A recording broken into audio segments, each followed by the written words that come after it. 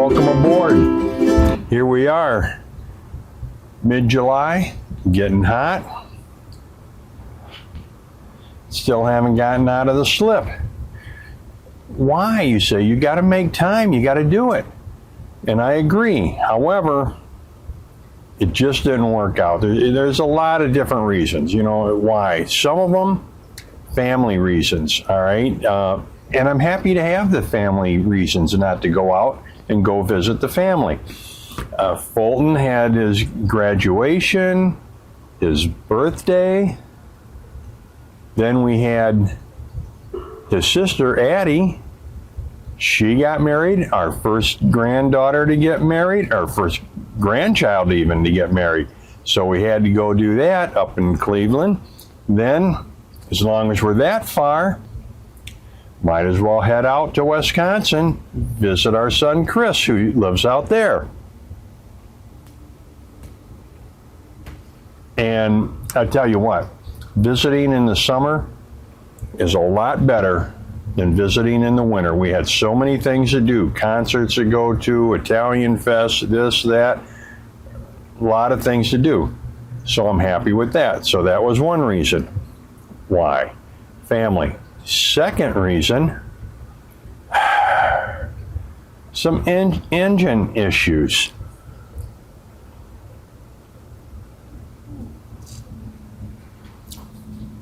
You know, I mentioned before about the fuel filter when I got that done. Needed a new washer, had to wait on that, had some issues getting that part, got that part. And while I was waiting for that, I said, hey, I've been procrastinating on doing the stuffing box. I restuffed that. So now I'm working on, you know, getting just the right amount of drippage in it. The engine overheats. Now I need a thermostat. Simple thermostat, easy peasy, right? Get on, order it from Amazon. Wrong part. Send it back. I'm not going through this again. I said, well, the hell with it. I'm just going to go order one. So I couldn't find the exact part except on eBay. Went to eBay, ordered it. A few dollars more, $8 more, but free shipping. I went ahead and I placed the order. Didn't really look at it that well. So 2 weeks, by the time that happened, we're on our way to Addie's wedding and to visit my son. But I guess the good part of this is like the thermostat, and really that was the only thing. The fuel filter ring was another one, but at least it happened while I was at the pier. I've been so lucky with that over the years. One time I had a shift cable break. Good thing I'm in the practice of, before I leave the pier, I put it in forward. Great. Put it in reverse. Nothing. So that was a good thing. And a couple other little minor issues with things like that. And you know, you always carry some kind of towing insurance, towboat insurance of some type. In the last 12 years, I've used it one time. And it was up toward Havre de Grace. My fuel filter was, that's when I was having fuel filter issues that I got corrected. This is, gosh, 8 years ago. But I had Boat US. Man, they came right out, took right good care of me, got me in. And the guys at Tidewater Marina up in Havre de Grace, talking to them about this problem I have with the fuel filter always clogging up. Well, they explained to me what it was, probably the pickup tube.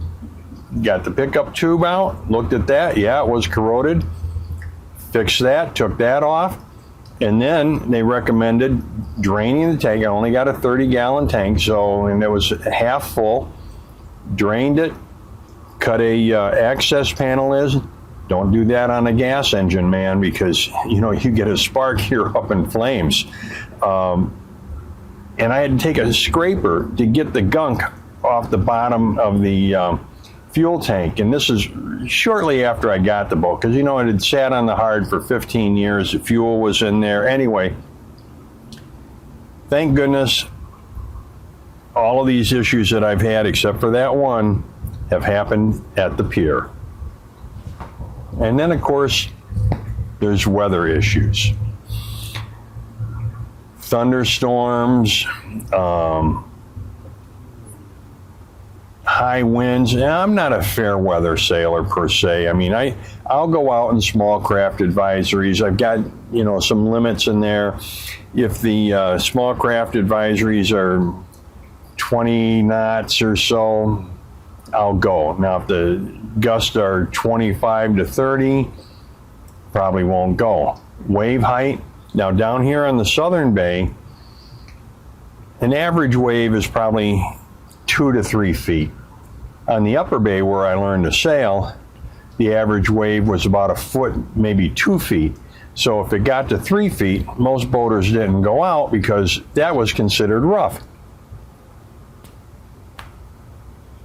Down here, 3 feet, let's go, man. All right, because we're only like, I don't know, 6-8 miles from the ocean, so we can get some pretty good sized waves down here. And now, like I said, mid-July, we're into the heat of it.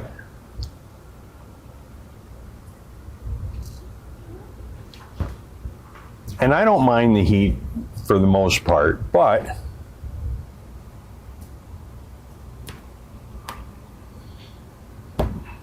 at 77 years old, and I've been 77 for a couple of years. I don't count every year, you know, you got to go a little bit before you go up a year. I'm not quite used to the heat that well, so I'm doing some things to get better at it and to be able to withstand the heat a little bit. You know, you get out here, you got a little wind, well, you're going with the wind, so it's really not blowing on you for the most part, but it is a little cooler. You know, got the Dodger, the Bimini here, and the solar panels. I've got some air, some shade, keep hydrated. I don't drink alcoholic beverages while I'm out on the water, especially in the heat. Now, I will enjoy a cigar now and then, though. You got to have something.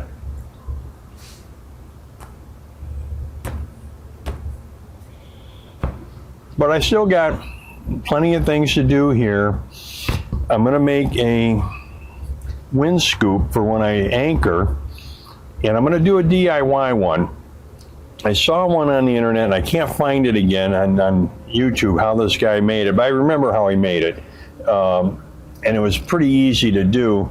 You know, normally you'll see these light, I don't know, like nylon or something like that, chutes that go up. And the problem with those, I mean, they do work. The problem is if it rains, you got to close the hatch, or you should anyway, I guess.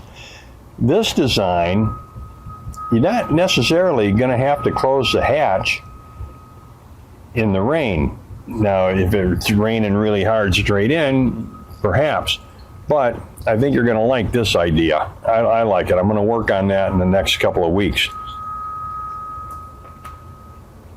The other thing I want to do is make some screens for the hatch and my companionway. I'm not so concerned about screens on the sides of the boat, because when you're at anchor, the wind is coming at your bow. Having the sides open might help a little bit with some letting the air flow and go out, but I'm not that concerned. And plus, I only have one hatch, that port light, that opens. So maybe I'll make a screen for that. I don't know. We'll see how this whole thing goes.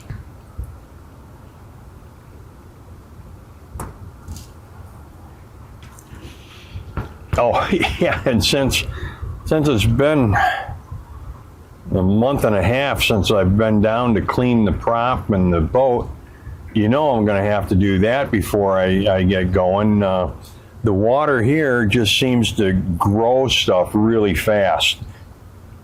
if my garden grew as fast as the stuff on the boat grew, I'd have a hell of a good garden. But you know, overall, it's all part of having a boat, a family, and now we have a house, so I got things there to take care of, plus here, and still getting used to that because it's only been a couple of years that I've been living in the house compared to living on, you know, I lived on the boat for 9 years. Sherry didn't. She stayed with our sons, and then she stayed, I don't know, she'd stay for 4 or 5 months at a time with me. But that's all getting used to everything again. But it's all part of the boating experience.